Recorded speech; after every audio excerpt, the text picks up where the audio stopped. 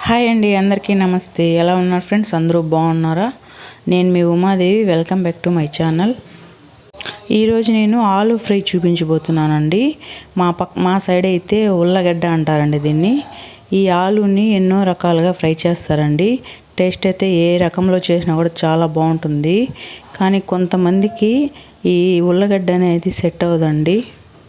కొంతమందిలో మేము కూడా ఉన్నామండి. ఎందుకంటే ఈ ఆలు ఫ్రై తిన్నామంటే ఎక్కడంటే అక్కడ కాళ్ళల్లో, చేతులలో, నడుములు కండ అనేది బిగుసుకొని వాయువులాగా పట్టేస్తుందండి. అందుకని మా పిల్లలు కూడా భయపడతారు ఈ ఉల్లగడ్డ తినాలంటే. అయినా కూడా ఎప్పుడో ఒకసారి చేసుకొని తింటే టేస్ట్ అనేది బాగుంటుందనే ఉద్దేశంతో సంవత్సరం తర్వాత నేను ఈ ఆలు ఫ్రై చేస్తున్నానండి. 1/2 kg ఆలు తెచ్చానండి. ఇంట్లో ఒక 3-4 క్యారెట్ ఉంటే అవి కూడా కలిపి చేద్దామనే ఉద్దేశంతో క్యారెట్ కూడా వేస్తున్నానండి.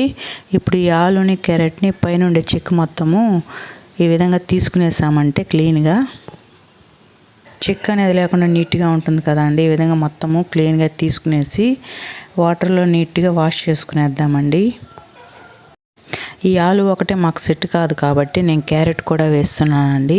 ఇంకా దీంట్లో చిక్కుడుగాయ, పందిరి చిక్కుడుగాయ ఉంటుంది కదా అండి, అది కూడా ఇందులోకి యాడ్ చేసుకోవచ్చండి. టేస్ట్ చాలా బాగుంటుంది. ఈ విధంగా నీట్గా వాష్ చేసుకొని చిన్న చిన్న ముక్కలుగా కట్ చేసుకొని మళ్ళీ ఒకసారి వాటర్లో వాష్ చేసుకుందామండి. తర్వాత పొయ్యి పైన బాండి పెట్టి తగినంత ఆయిల్ వేసుకున్నానండి. ఆయిల్ కూడా తక్కువే పడుతుంది, ఎక్కువ అనేది పట్టదు.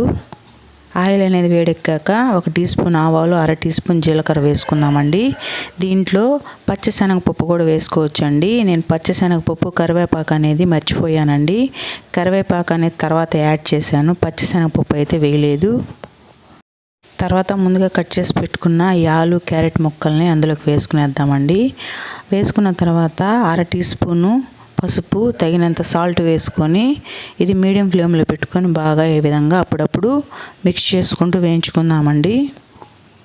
మంట అనేది మీడియం టు లో ఫ్లేమ్లో పెట్టుకొని వేయించుకుంటే ఆ గడ్డ అనేది స్లోగా ఉడికి టేస్ట్ అనేది చాలా బాగుంటుందండి. మంట హై ఫ్లేమ్లో పెట్టారంటే ఆ గడ్డ ఉడకకుండా మాడిపోతుందండి. హై ఫ్లేమ్లో పెట్టకుండా మీడియం టు లో ఫ్లేమ్లో పెట్టుకొని ఈ విధంగా వేయించుకోండి. ఈ ఆలు, క్యారెట్ సగం ఉడికిన తర్వాత ఒక వెల్లుల్లిపాయ కచ్చాపచ్చగా దంచుకొని అందులోకి వేసుకొని మళ్ళీ బాగా మిక్స్ చేసుకొని సిమ్లో పెట్టి బాగా వేయించుకుందామండి. ఇలాగ బాగా ఆయిల్ పైకి తేలిన తర్వాత తగినంత కారం అనేది అందులోకి యాడ్ చేసుకుందామండి.